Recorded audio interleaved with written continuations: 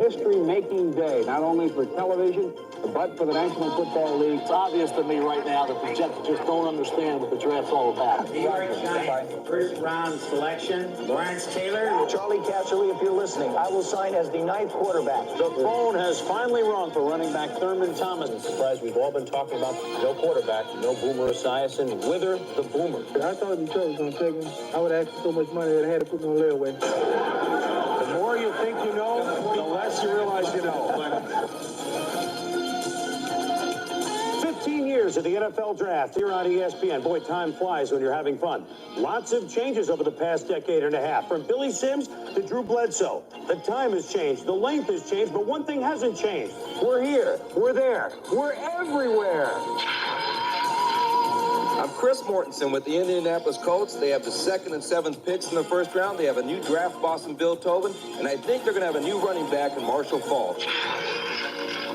Hi, I'm Tom Jackson here in New England with the Patriots. Bill Parcells in the catbird seat with the 4th choice overall in the first round. Right now, his phone is ringing off the hook. There could be a trade before the draft begins. I'm Brad Nessler in Tampa, where for the 2nd straight year, the Bucs have the number 6 spot. If they don't trade down, look for them again to go to defense, and this time in the secondary, possibly Aaron Glenn of Texas A&M or Antonio Langham of Alabama. I'm Gary Danielson with the Arizona Cardinals, and the story here is Buddy Ryan is in charge. He's already brought in 2 of his guys, Clyde Simmons and Seth Joyner, and today he's going to be choosing defense. I'm Mark Malone with the Philadelphia Eagles. For the 2nd year in a row, the Birds have been hit hard by free agency, but they have 2 first-round picks in which to rebuild. A lot of holes to fill, but defense the priority. This is Fred Edelstein. For the 2nd consecutive year, the 49ers lost to the Cowboys in the NFC Championship game because they couldn't stop Troy Aikman and the Dallas offense. The 49ers' mission, rebuild their defense, and today they have 2 first-round picks to do it with. I'm Andrea Kramer at the Vikings complex, where Minnesota has 2 first-round picks for the first time in 20 years. And yes, another War Room cam will take you inside where the decisions are being made. This is Chris Myers with the Cowboys. Jerry Jones operating his first draft without Jimmy Johnson. Dallas wants to trade up to draft a pass rusher. We'll show it to you on War Room Cam. Hi, I'm Ron Jaworski at NFL Films. I'll open the NFL Draft Playbook to show you how today's top picks will fit in with their new NFL teams. Here on ESPN. Hello once again, everybody. I'm Chris Berman, and as somebody once sang, welcome back, my friends, to the show that never ends. It's the 59th annual selection meeting, as they call it in the NFL. And as the rules change in the brave new world of the salary cap and teams and free agency, perhaps more than ever before, a premium on the 7 rounds of the NFL draft to get a player that can come in and play with your ball club right away. We've moved the draft a little bit later, but that's only heightened the excitement as the phones and the teams have been buzzing all morning and now all afternoon long. And, of course, we've been buzzing just as well, and we'll do that. And we're glad you could pull up a chair and be with us for a while, as Joe Theismann and Mel Kiper have done for the umpteenth year. And we think we know who the first pick is. Young man named Dan Wilkinson, defensive tackle extraordinaire from Ohio State. Much bandied about that would the Bengals not be able to pay him? Would they not stay with him? But one thing is for sure, Mel, he's up there with Reggie White and Cortez Kennedy. You see the list of my ratings. 4 being the lowest, 10 being the highest. Bruce Smith, Steve Empton, 9 9s. There's Big Daddy in there with Childress and Casillas. A big 6'4" 1/4", 313-pounder, ran that 4.72 during an individual workout. 32 reps at 225, awesome weight room strength, a guy that can wreak havoc in the middle of the line, and that's what's in vogue now in the NFL, those dominant interior defensive tackles. With Wilkinson so coveted, there are lots of people, Joe, that would offer lots of things, I mean players, I mean picks, for this number 1 pick. But Dan Wilkinson, Ohio State, Dayton, Ohio, Paul Brown, God rest his soul, I think would roll over in his grave if the Bengals didn't keep the pick. They're doing the right thing by going with him, aren't they? They really are, Chris. I mean, just the proximity of where Ohio State is located to Cleveland, or to Cincinnati, excuse me, that's what really sets it. But David Klingler really was the key to this. He played very well at the end of last season. Bruce Costlett's evaluation of him is we don't need a quarterback. Therefore, we can go out and get somebody on defense to help us stop people from scoring, and we can win some more ball games. Well, the referee has handed the ball ball to the commissioner. He has put it on the tee, admittedly back to the 30-yard line at this point. But to kick off the draft proceedings, let's welcome to the podium and Commissioner Paul Tagliabue. 59th Annual National Football League Draft. The Cincinnati Bengals have the first selection, and they are now on the board.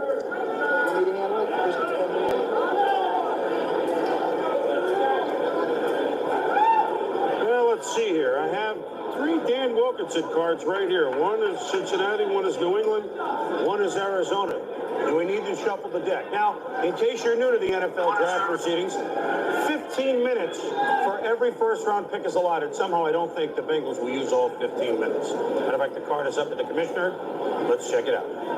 The Bengals have selected Dan Wilkinson, defensive tackle, Ohio State University. Well, not a lot of suspense there as Dan Wilkinson, the top pick in this draft, going to the Cincinnati Bengals. However, the question is, does Wilkinson have some sword blades as far as his salary demands are concerned? For more on that, let's check in with Indianapolis and join our Chris Mortensen. And Lee Steinberg and the Bengals have had dialogue going on and off. There have been various reports that stalled, etc. How tough will this be to get done? Well, it's going to be very tough, I think, Chris, because really Lee Steinberg's history with the Cincinnati Bengals has not been a successful one from this standpoint of getting guys signed early. In 1984, Lee represented Steve Young. Cincinnati traded that pick. He had Jason Buck a few years ago. That was his first training camp holdout. Lee represented David Klingler. Klingler didn't report until August. And so I think that the Bengals are going to hold the line. Mike Brown is not going to be as creative as the New England Patriots were a year ago in terms of coming up with a voidable option or some creative money. I think that Dan Wilkinson, we're probably looking at a lengthy holdout already. It's April, and we're looking at a holdout probably till August or September.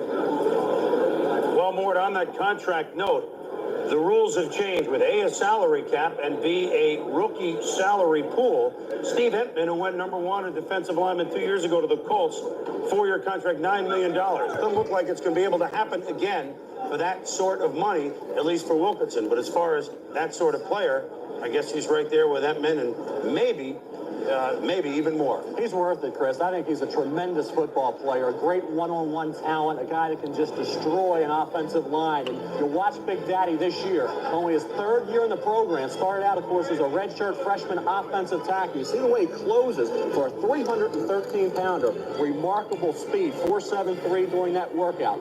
People say he didn't have it and close in. And here's a guy that's going to open up a lot of sack opportunities for the likes of John Copeland in Cincinnati with the Bengals and refortify a defense that has been a sieve in recent years.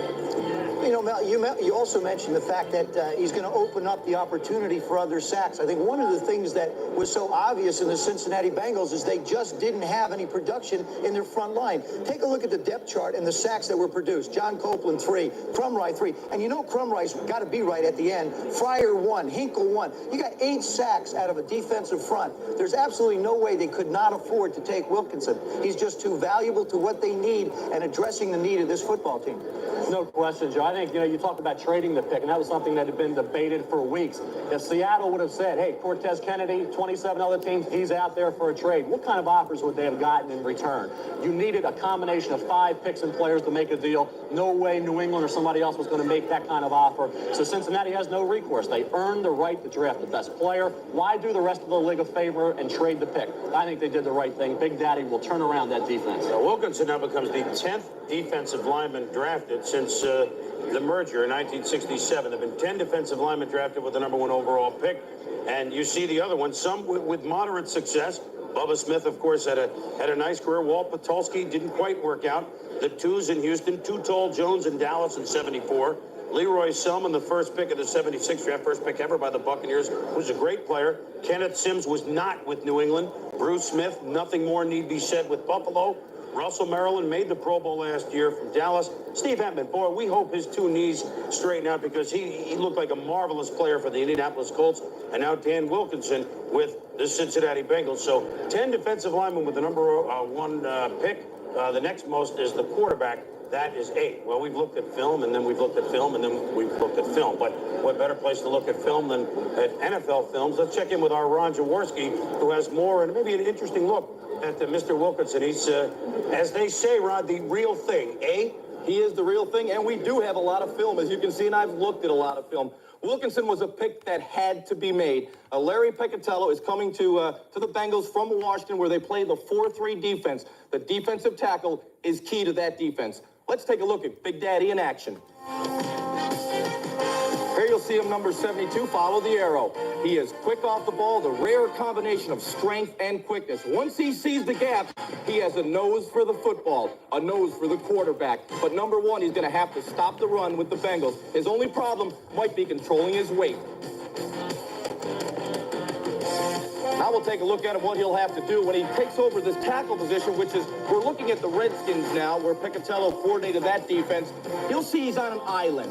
He's got to get penetration. When you play this defense, coordinated by Piccatello, you've got to beat your man. If not, you see the result. The quarterback has time to throw the football. You cannot give a quarterback time. But number one, playing against Piccatello, coming through the Pettibone system, I think the number one thing that he's got to do is stop the run and force the offense into the known passing situation. I think it's a terrific pick. Hey, no. All right, Ron, thank you. So Dan Wilkinson goes to the Cincinnati Bengals. When, and he will report when he will sign, is another question. The Indianapolis Colts are now on the clock.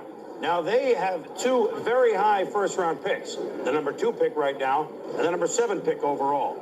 Marshall Faulk, who is here in New York and maybe getting a phone call from the Colts right now, he's been the expected pick. However, Heath Schuler, Trent Dilfer, quarterbacks, and remember the Colts traded Jeff George. They have Harbaugh now, but the question is, do they need a quarterback now, a youngster, or do they go with a running back that looks so good like Marshall Faulk? And, of course, they haven't had a running game since Alan Amici, Joe. You absolutely named it. I think that's the thing you really have to take into consideration. If you bring a young quarterback in, is he going to have any kind of support? I don't think so. I think that they have to go, and they must go, to a running back. I think Ted Marchibroda needs to do it. That's what Bill Tobin wants to do. Take a look at 90, 91, 92, 93. Look at the yards per rush, and then look at the rankings. Disappointing in 93 when they drafted Potts last year. They expected more production. They didn't get it. Now I think the most important thing they can do is get themselves a football player who really doesn't need a lot of blocking. They invested the money in offensive linemen last year, a lot of trades, a lot of moves. Now all of a sudden they've got the running back who can create space and take a lot of pressure off of Jim Harbaugh. Remember, Harbaugh was Tobin's number 1 pick when he was in Chicago. I still think he wants to justify a little bit the fact that this kid can be his quarterback. Now the card, Joe, has gone up to the commissioner, and we shall see if that's exactly what the phone call was for Marshall Faulk. I got to think so. With the second pick in the first round, the Indianapolis Colts select Marshall Faulk, running back, San Diego State. Faulk, Mel, I mean, no doubt we've known about this young man from a couple of years ago. A lot of people thought he could come out even last year. Stayed in school and explosion. Explosion is what the Colts need. He's a great back, but Joe and I have been debating this for days, and I strongly disagree with this pick. And it's not any criticism at all of Marshall Faulk. The Colts have to come out of this draft with a quarterback, an offensive back to the end zone. No question. His estimated speed throughout his career was 4.42, 4.45. He goes out 2 weeks before the draft and clocks a 4.33. That placed him as a possible number 2 pick in the draft. My point, though, and I know we can get into this a little bit, Joe, is that when you have an opportunity to get a franchise quarterback, you better take it. Because running backs, a Ricky Waters was a second-round pick, a Rodney Hampton was a